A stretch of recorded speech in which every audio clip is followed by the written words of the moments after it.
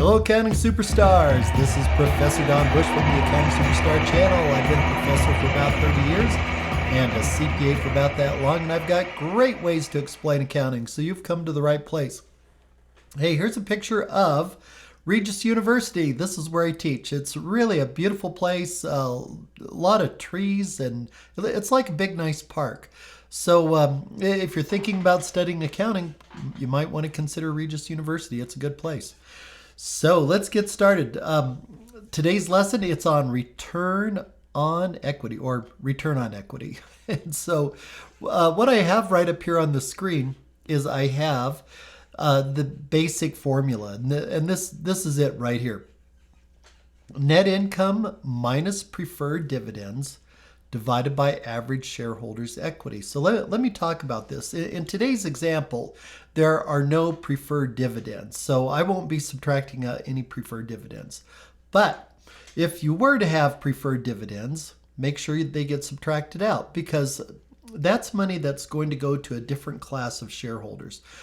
People that own preferred stock, it's almost like they are a little bit like creditors, and I know that's not totally accurate, but you might want to think of it that way, that people who own preferred stock, they're a little bit like creditors. And so we subtract out the preferred dividends out of net income. Another reason is that the preferred dividends are rather guaranteed. So we're looking for the return on equity, and equity defined as the people that own common stock. So there you go. There's the formula here. So today we're not subtracting out preferred dividends, but because there aren't any in this example. But normally you would. And also another thing too is that the average shareholders' equity, I'm not going to be averaging. It takes too long. Most of the time I don't find enough benefit in doing that. However, with that said, your textbook, or especially if you're using a computerized learning system, they probably will want you to average the shareholders' equity. But for me, most of the time, it's not worth my time doing that. So I won't be doing that today, but just know that your professor or your textbook may require you to do that. All right, so here we go. Here's the formula. Super easy. Well, here's the simplified version.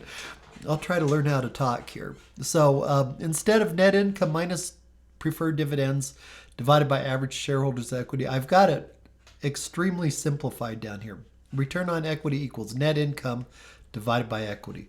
So here you go. So what I've got is I've got the Sunset Sailboat Company. And I've got their financial statements right down below. In fact, I'll split the screen here so you can see that. So here we are.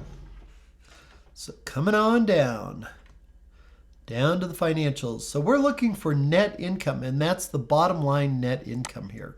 So bottom line net income. So all I'm doing is taking this net income right here, and I'm putting it right up here in this little chart. You don't necessarily have to make a little chart, but I just did to simplify things. 130,800 for the second year. There you go. Just put up there at the chart. And then 323,000 put up there in the chart. And finally, 310,000 put up in the chart. There we go. Now, equity. The equity, you go down here to the balance sheet. Equity is found on the balance sheet. Now, sometimes it might be owner's equity or it might be stockholders' equity. It really doesn't matter. So in this case here, I've got stockholders' equity. So I'm going to use total stockholders' equity. There we go. So I'll take this 1,204,100 and place it right up here in the chart. There you go. So that number is going up here in the chart. And for year two, there you go, 1,309,800, and so on and so forth. And then all you do is divide. You take the net income divided by the equity, and in this case, we get 2%. Now, of course, I'll just repeat this just one more time. If we had preferred dividends, we would subtract it out of net income, but we don't have any preferred dividends. Also, most professors, most textbooks, they want you to average this, and I'm not averaging it. I'm just doing it the easy way here, the quick way. So anyways, 2% is the return on equity. So what that means is for every $1 that the owners have invested in this company, they are getting a return of 2 pennies, 2%, right? For every $1 invested, 2% return. So, and then you could read that for the second year. For every $1 invested, a 10% return, quite a bit better. In the third year, a 21% return. So what that means is for every $1 that the owners have invested, they received a 21% return, which is really, really great. And in the fourth year, 17% return. Now, while I'm thinking of it, the return on equity is really bouncing around quite a bit here. And it's possible to dissect this return on equity. And that's not the topic of this video, but it's possible to dissect this return on equity and figure out, well, why is it, why is there some variation? Why is there some volatility? And that's something that I would want to know, especially if I was an investor in this company. I mean, 10%, 21%, 17%, that's really nice. That's a good return. But why is it so volatile? All right, Captain Jack's Sailboats. The Sunset Sailboat Company has a competitor called Captain Jack's, and they're a very close competitor. Now, when you're comparing return on equities, it's best to compare them with companies that are very, very, very similar. Now, it's impossible to find exact matches with companies, but you can sometimes find similar companies, not always.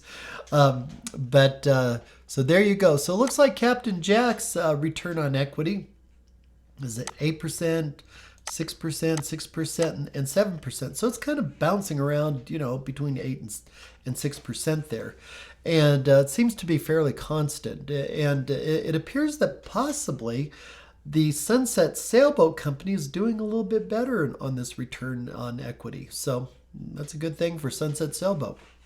So coming on down here. So I'm going to scoot this thing down. All right. So here are some items about the return on equity. All right. So number one, indicates how well owners' invested capital is being managed, especially if you're having professional managers manage the company. It's a great indicator on how well they're doing. And number two, a high ratio is generally better. And I put in that word generally just to cover myself. I really can't think of a reason off the top of my head why a higher ratio would always be better. So number three, the return on equity ratio can be dissected. That's right. It can be split up and we can figure out the components. And that'll be the topic of another video, maybe the next video. Number four, total owner's equity or total stockholders' equity. So it doesn't matter the name. The name doesn't matter. It could be owner's equity, total stockholders' equity, whatever. Just take the total stockholders' equity. Number five, this is something that I've already said here, that most textbooks require that total equity be averaged. You take your beginning equity and your ending equity, add them together, divide by 2, and you'll get an average. And I didn't do that in this lesson, but most textbooks want you to do that. Also, number 6, this is how I think of the return on equity ratio. The return on equity ratio is the king of ratios. That is, if we built a pyramid of ratios, the return on equity would be at the very, very top. And that is because the return on equity ratio can be dissected, and that can be dissected and dissected and dissected. In fact, pretty much all the other ratios and indicators come from the king. And number 7, this is just a repeat here. If preferred dividends exist, subtract them out. In other words, take your net income minus away your preferred dividends and divide that by your equity. So here's some return on equities for some different businesses in very, very different industries. And these are not comparable to each other, so don't even try to do that.